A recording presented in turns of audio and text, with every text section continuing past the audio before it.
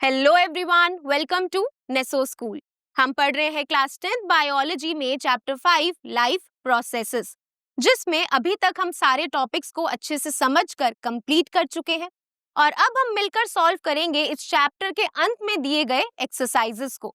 तो चलिए बिना किसी देरी के शुरू करते हैं आज का लेक्चर, जिसका नाम है लाइफ प्रोसेसेस एक्सरसाइजेस पार्ट 1। तो जैसा कि हमें पता है, इस चैप्टर के अंत में दिए गए हैं कुछ क्वेश्चंस। तो आज हम पार्ट 1 में सॉल्व करेंगे इस चैप्टर में दिए गए फर्स्ट 7 क्वेश्चंस को। तो जैसा कि आप देख सकते हैं, फर्स्ट 4 क्वेश्चंस जो है वो मल्टीपल चॉइस क्वेश्चंस हैं और जो रिमेनिंग 3 क्वेश्चंस हैं, यानी कि question number 5 to question number 7, वो है सब्जेक्टिव टाइप क्वेश्चंस। तो शुरू करते हैं पहले क्वेश्चन के साथ, जिसमें पूछा गया है the kidneys in human beings are a part of the system for. जो किडनीज है ह्यूमन बींग्स में जो प्रेजेंट होती हैं, वो कौन से सिस्टम का पार्ट है? और इस क्वेश्चन के लिए 4 ऑप्शंस दिए गए हैं। पहला ऑप्शन है न्यूट्रिशन, दूसरा ऑप्शन है एक्सक्रीशन, तीसरा ऑप्शन है respiration and last option is transportation. तो जैसा कि हमें पता है, ह्यूमन बींग्स में जो किडनीज होती है वो एक्सक्रीटरी सिस्टम का पार्ट होती है और किडनीज एक्सक्रीशन में हेल्प करती हैं। तो इस क्वेश्चन का करेक्ट ऑप्शन होगा ऑप्शन बी, एक्सक्रीशन, यानी कि जो किडनीज हैं वो एक्सक्रीशन में हेल्प करती हैं। अब चलिए देखते हैं सेकंड क्वेश्चन, जिसमें पूछा गया है the xylem in plants are responsible for. Plants के अंदर जो जाइलम है वो किस चीज के लिए रिस्पॉन्सिबल होते हैं? और इसके लिए 4 ऑप्शंस दिए गए हैं। पहला ऑप्शन है ट्रांसपोर्ट ऑफ वाटर, दूसरा ऑप्शन है ट्रांसपोर्ट ऑफ अमीनो एसिड्स, तीसरा ऑप्शन है ट्रांसपोर्ट ऑफ फूड और लास्ट ऑप्शन है ट्रांसपोर्ट ऑफ ऑक्सीजन। जैसा कि हमें पता है, प्लांट के अंदर होता है ट्रांसपोर्ट सिस्टम और इस ट्रांसपोर्ट सिस्टम के 2 पार्ट्स होते हैं, xylem and phloem. Xylem help करता है वाटर ट्रांसपोर्ट में और फ्लोएम हेल्प करता है फूड ट्रांसपोर्ट में। और जैसा कि यहाँ पर जाइलम के लिए पूछा गया है, यानी कि जाइलम किसके लिए रिस्पॉन्सिबल होता है, तो इसका करेक्ट ऑप्शन होगा option A, transport of water, यानी कि जो जाइलम है वो प्लांट में कराता है ट्रांसपोर्ट ऑफ वाटर। अब चलिए आगे बढ़ते हैं और देखते हैं थर्ड क्वेश्चन, जिसमें लिखा है the autotrophic mode of nutrition requires. जो न्यूट्रिशन का ऑटोट्रॉफिक मोड है उसको जरूरत होती है और इसके लिए 4 ऑप्शंस गिवन है।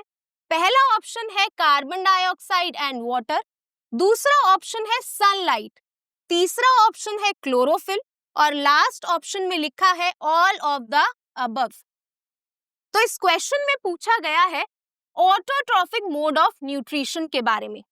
तो जैसा कि हमने पढ़ा है, ऑटोट्रॉफिक न्यूट्रिशन एक ऐसा न्यूट्रिशन है जिसमें ऑर्गेनिज्म अपना खाना खुद बनाता है और ऑटोट्रॉफिक न्यूट्रिशन शो करते हैं प्लांट्स, जो कि परफॉर्म करते हैं फोटोसिंथेसिस, जिसकी मदद से वो अपना खाना खुद बनाते हैं।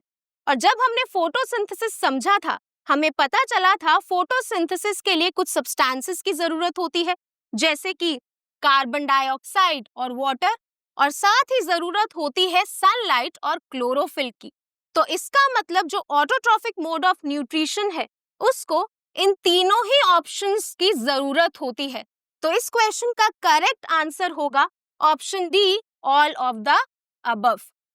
अब चलिए आगे बढ़ते हैं और देखते हैं नेक्स्ट क्वेश्चन, जिसमें लिखा है the breakdown of pyruvate to give carbon dioxide, water and energy takes place. जो पायरोवेट का ब्रेकडाउन है और ब्रेकडाउन होने के बाद जो कार्बन डाइऑक्साइड, वाटर और एनर्जी रिलीज होती है, तो ये जो पूरा प्रोसेस है ये कहाँ टेक प्लेस करता है, कहाँ पर होता है? और इसके लिए 4 ऑप्शंस गिवन है। पहला ऑप्शन है साइटोप्लाज्म, दूसरा ऑप्शन है क्लोरोप्लास्ट, तीसरा ऑप्शन है माइटोकॉन्ड्रिया और लास्ट ऑप्शन है न्यूक्लियस। यानी कि इस क्वेश्चन में पूछा गया है कि पायरोवेट का ब्रेकडाउन करके जो कार्बन डाइऑक्साइड, वाटर और एनर्जी बनती है, ये प्रोसेस कहाँ पर होता है? तो जैसा कि हमने रेस्पिरेशन टॉपिक में पढ़ा था, हमें भी पता लग गया है कि पायरोवेट ब्रेकडाउन हो रहा है कार्बन डाइऑक्साइड, वाटर और एनर्जी में। तो यानी कि ये जो रिएक्शन है ये एरोबिक रेस्पिरेशन का रिएक्शन है और हमने ये पढ़ा था एरोबिक रेस्पिरेशन होता है सेल के माइटोकॉन्ड्रिया के अंदर। एरोबिक रेस्पिरेशन में दो स्टेप्स होते हैं, glycolysis and breakdown of pyruvate to release carbon dioxide, water and energy. Glycolysis होता है सेल के साइटोप्लाज्म में, लेकिन जो पायरुवेट का ब्रेकडाउन होता है वो होता है सेल के पावर हाउस में यानी कि माइटोकॉन्ड्रिया में। तो इस क्वेश्चन का करेक्ट ऑप्शन है ऑप्शन सी, माइटोकॉन्ड्रिया। अब चलिए आगे बढ़ते हैं और देखते हैं हमारा नेक्स्ट क्वेश्चन क्या है। सो नेक्स्ट क्वेश्चन में लिखा है, how are fats digested in our bodies, where does this process takes place. हमारी बॉडी में फैट कैसे डाइजेस्ट होता है और साथ ही ये जो फैट डाइजेशन का प्रोसेस है ये बॉडी में कहां पर होता है। चलिए देखते हैं यहाँ पर मैंने क्या आंसर लिखा है। Food coming from the stomach contains fat in the form of large globules. हमारी स्टमक से जो फूड आगे इंटेस्टाइन में पास होता है उसमें जो फैट है वो लार्ज ग्लोब्यूल्स की फॉर्म में होता है। और जैसा कि हमने पढ़ा था, लार्ज ग्लोब्यूल्स को डाइजेस्ट करना मुश्किल होता है, इसीलिए लिवर सिक्रीट करता है बाइल जूस जिसके अंदर होते हैं bile salts. Bile salts in large globules को इमल्सिफाई करते हैं, ब्रेक डाउन करते हैं और कन्वर्ट कर देते हैं छोटे छोटे स्मॉलर ग्लोब्यूल्स में। स्मॉलर ग्लोब्यूल्स को डाइजेस्ट करना आसान होता है और इसी प्रोसेस को इमल्सिफिकेशन ऑफ फैट्स भी बोलते हैं। तो जैसे ये ग्लोब्यूल्स छोटे छोटे ग्लोब्यूल्स में कन्वर्ट हो जाते हैं, वैसे ही पेनक्रियाटिक जूस में प्रेजेंट एंजाइम पेनक्रियाटिक लाइपेज इन ग्लोब्यूल्स को फर्दर ब्रेक डाउन करता है, फर्दर डाइजेस्ट कर देता है और ये पेनक्रियाटिक जूस सिक्रीट करते हैं पेनक्रियास।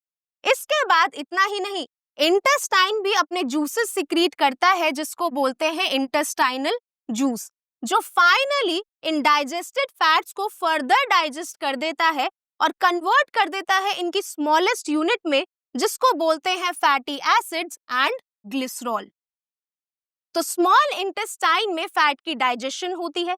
सबसे पहले बाइल सॉल्ट लार्ज ग्लोब्यूल्स को छोटे ग्लोब्यूल्स में ब्रेक डाउन करता है, उसके बाद जो पेनक्रियाटिक जूस है वो उन ग्लोब्यूल्स को फर्दर तोड़ता है और उसके बाद फाइनली जो इंटेस्टाइनल जूस है वो फैट को कन्वर्ट कर देता है फैटी एसिड और ग्लिसरॉल में। और ये सारा प्रोसेस जैसा कि मैंने बताया होता है स्मॉल इंटेस्टाइन के फर्स्ट पार्ट में जिसको बोलते हैं डिओडेनम। ये क्वेश्चन आपके एग्जाम पॉइंट ऑफ व्यू से बहुत ही इंपॉर्टेंट है, ये ज्यादातर क्वेश्चन पूछा जाता है। अब चलिए देखते हैं नेक्स्ट क्वेश्चन क्या है। What is the role of saliva in the digestion of food. Saliva का क्या रोल होता है फूड की डाइजेशन में।